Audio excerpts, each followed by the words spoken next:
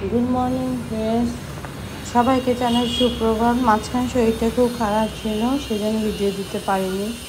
তো আজকে সকাল থেকে ব্লগটা শুরু করছে। এই যে দাদা চা দিয়ে হয়েছে, দাদা বসে প্যাকার করছে। তো আমারও চাটা খাওয়া হয়ে গেছে। আমি এখন কি রান্নাবান্নার জন্য সরঞ্জাম রেডি করছি।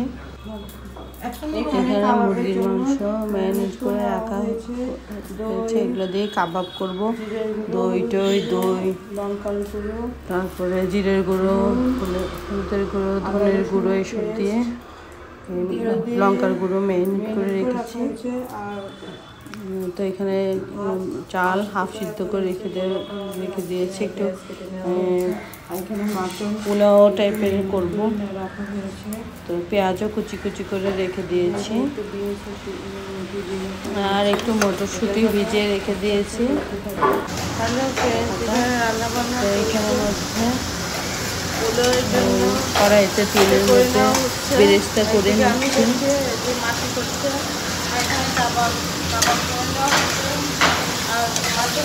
আর এখানের মধ্যে কিছু চিকেনের ঝোল করে নিচ্ছে মাছি, আর পোলাওটা আমি রান্না করছি। এবার বেরেস্তা রেডি হওয়ার পরে চালগুলো তুলে দিয়েছি, দিয়ে নেড়ে চেড়ে নিচ্ছি। একটু মটরশুঁটি আর এখানে কাবাবের রান্না করেছি। তো কাবাবগুলো আমি কড়াইতেই করছি। কাবাবগুলো ওভেনেও করা যায়, আমি একটু সিম্পলভাবে কাবাবটা করছি। কড়াইতে দিয়ে সুন্দরভাবে করে দেখতে পারো। ম্যারিনেট করে রাখা কাবাব ভালো খেতে। একটু ম্যারিনেট করে রাখলে ভালো, তো আগের দিন ম্যারিনেট করে রাখলে বেশি ভালো। আমারটা ম্যারিনেট করে ফ্রিজে রেখে দেওয়া হয়েছিল, তারপর ফ্রিজ থেকে বের করে নিতে আগের দিন রেখে দিয়েছিলাম, তাহলে ভিতরের মধ্যে সফট থাকে ভালো মতো। 12 ঘন্টা 24 ঘন্টা ম্যারিনেট করে রাখতে পারলে, ফ্রিজে রেখে রাখতে পারলে জিনিসটা খুব সফট হয়, জুসি হয়। যত বেশি ম্যারিনেট করো তত বেশি জুসি হয়। এভাবে সব এক এক করে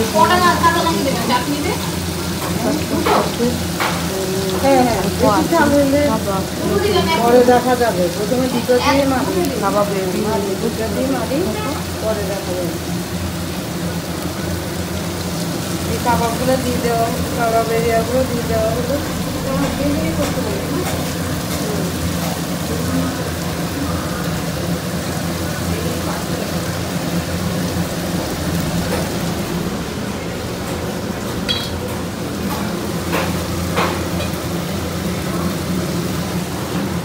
যখন যাগুলো তখন থেকে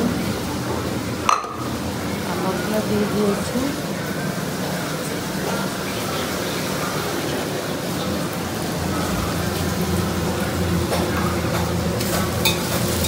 অল্প ভাতও করে রেখে দিয়েছি, কেউ যদি ভাত খেতে চায় খাবে।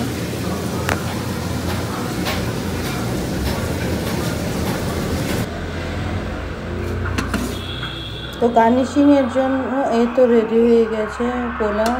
তো এই যে কাবাব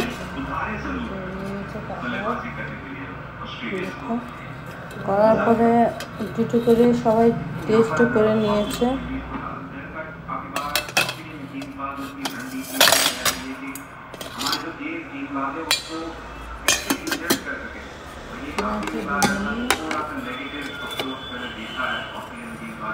আর এটা হচ্ছে বেগুনি, আর এই যে চিকেন যেটা দেখিয়েছিলাম ওটা চিকেনের ঝোল, কালকে একটু ভাত আছে ওটাও রেখেছি।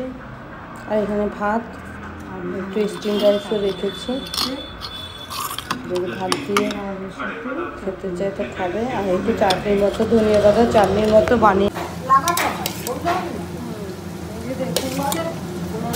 হয়ে এসছে।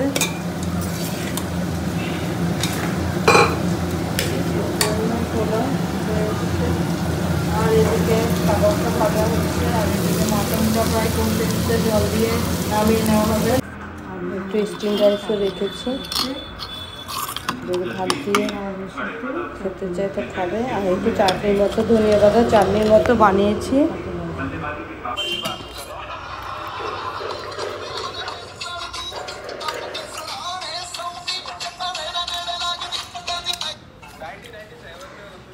এদিকে আমার মেয়ে খাচ্ছে।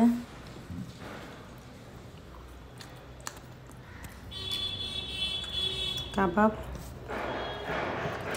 ও বলছে ভালোই হয়েছে। প্রথমে কাবাব খাচ্ছে, তারপরে পোলাওটা দিয়ে চিকেন দিয়ে খাবে। তারপরে অলমোস্ট অর্ধেক কাবাব খেয়ে নিয়েছে।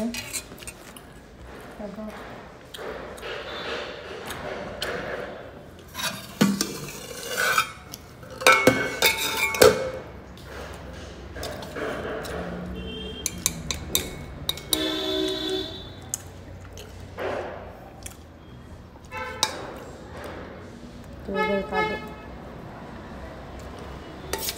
খাওয়া শেষ, ওকে রাইস দিচ্ছি।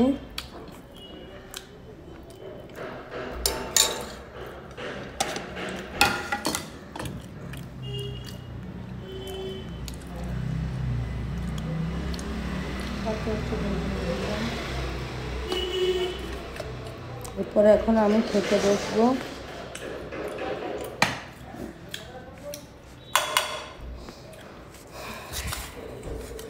এখানে আছে মটন কষা,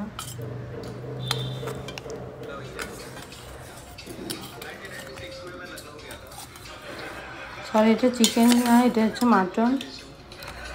আমি ওটা চিকেন বলে ভেবেছি। এবার মাটনটা দিয়ে দেওয়া হচ্ছে।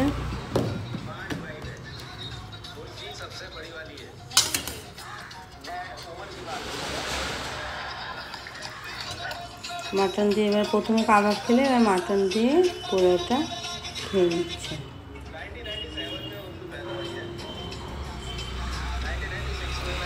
কেমন হয়েছে? খুব ভালো। ঠিক আছে, খাওয়া দাওয়া শেষ হওয়ার পরে অনেকক্ষণ